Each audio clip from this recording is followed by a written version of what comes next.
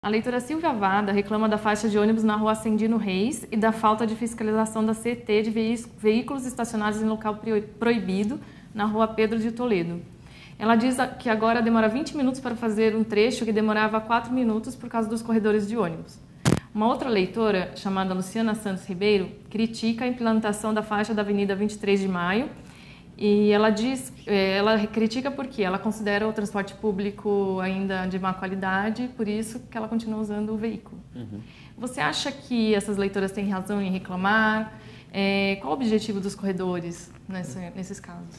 Bom, elas têm uma parcela de razão nessas críticas e uma parcela de na verdade, até estarem contundentes por falar da má qualidade do transporte público, mas é fato, assim, a partir do momento que você estabelece uma faixa exclusiva de ônibus, você tem que tirar esse espaço de algum lugar, né? O fato de em São Paulo a gente ter mais de, se não me engano, 17 mil quilômetros de vias para carros e apenas 150 quilômetros de corredor para ônibus, está bem desequilibrado esse espaço, né?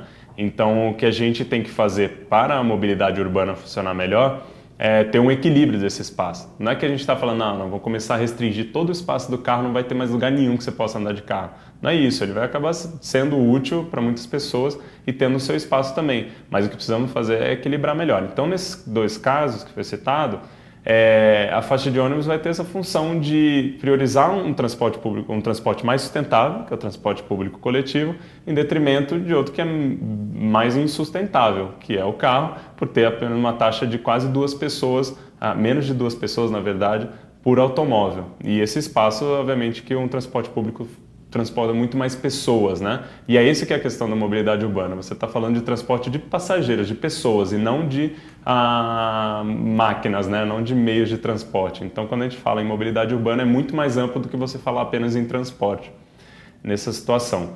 A parcela de razão que elas têm é no caso da malha viária, da conectividade que a gente tem desse transporte público, de fato, né?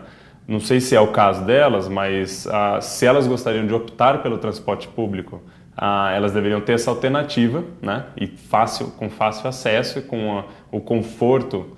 Não significa necessariamente que você vai você vai conseguir sentar sempre no transporte público, mas você ter o conforto de saber ter informação adequada, clara, ter vários acessos a das várias diversidades, não só ônibus, mas metrô, ou de outros meios, inclusive, até bicicleta que possa conectar com esses corredores de ônibus, isso facilita bastante. Então, o grande problema que a gente tem hoje em São Paulo é a gente tem esses 150 km de corredores, muitos já utilizados, então tem uma superlotação aí nesses corredores, porém, isso tem um alcance pequeno. Então, as pessoas que tentam fazer um deslocamento de alguma região não conseguem chegar até esse corredor, não conseguem fazer uso desse meio de transporte e acabam tendo que optar ou continuar no carro, né?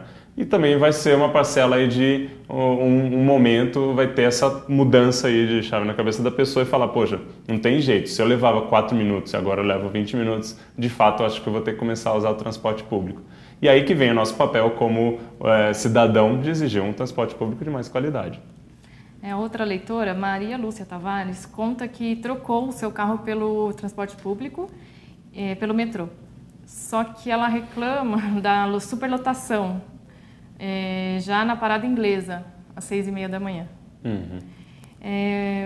Qual a sua opinião, assim, o que é preciso fazer para melhorar o transporte público da cidade?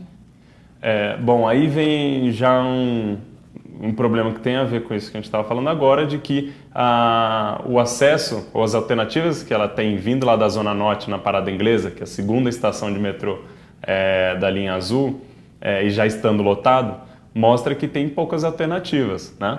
A única alternativa que ela vê mais eficiente, mais adequada para ela andar é o metrô, só que assim como ela, tem várias outras milhares de pessoas que pensam assim e tem que madrugar para sair de casa às 6h30 da manhã para conseguir atravessar a cidade e ir para os seus locais de trabalho, né? O tempo médio que a gente tem de viagem em São Paulo é cerca de 2 horas, né, de deslocamento. Então, isso é muito grande para o usuário de transporte público, em especial, que fica numa condição, às vezes, insalubre.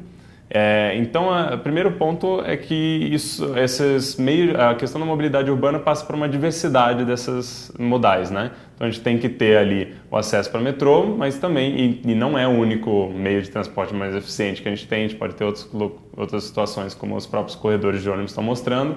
Então, o ônibus tem que ter essa diversidade e principalmente começar a absorver outras demandas de transporte de outras formas, né? Tem vezes pessoas que estão fazendo deslocamento de menos de 5 quilômetros que poderiam ir de outras formas. Poderiam ir de bicicleta, poderiam ir a pé, ou mesmo optar por o seu carro mais em trajetos ali mais locais, né? E acaba tomando o lugar de um transporte público que é de alta eficiência para longas distâncias, né? O metrô, o trem, ele tem a funcionalidade de conectar longas distâncias numa rápida velocidade. Para tornar isso mais eficiente, você precisa dissolver esse público em outros tipos de modais. Essa é o que passa a solução do transporte público. E o outro ponto da questão do transporte público, da mobilidade também, é o planejamento da cidade, que foi construído assim. As pessoas têm que deslocar longas distâncias para ir até os seus postos de trabalho, que é o principal motivo de viagem. E a solução para isso é justamente a gente começar a distribuir também a descentralizar esses empregos para que as pessoas consigam trabalhar mais perto, levar seus filhos para escolas mais próximas, fazer tudo dentro do seu bairro ali. Então, como se fossem mini cidades dentro disso. Então, transporte público hoje, o metrô se fala muito que tem uma qualidade boa comparada com o mundo? Tem, mas ele é muito pequena, uma malha-viária muito pequena, e ele não está sendo eficiente para o uso dele, que é fazer deslocamento prioritário de pessoas que precisam ter longas distâncias. As outras podem ter outras diversidades aí e se deslocar de outras formas.